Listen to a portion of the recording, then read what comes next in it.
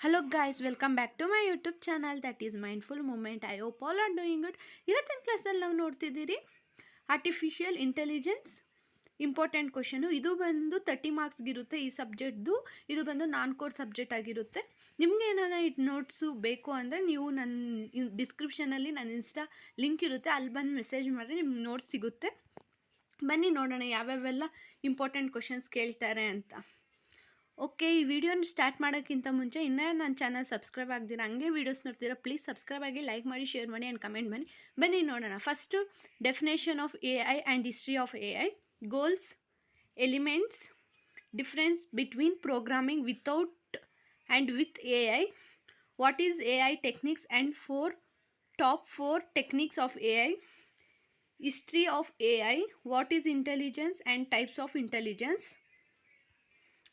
what is intelligence composed of, difference between human and machine, what is virtual assistance and examples, AI in education and healthcare, ಹೆಂಗೆ help ಮಾಡುತ್ತೆ AI ಎಜುಕೇಷನಲ್ಲಿ health ಕೇರಲ್ಲಿ ಅಂತ, ಮತ್ತು what is OCR and steps involved in OCR, AI in e-commerce and mobile payment system, what is photo editing and what is image based research and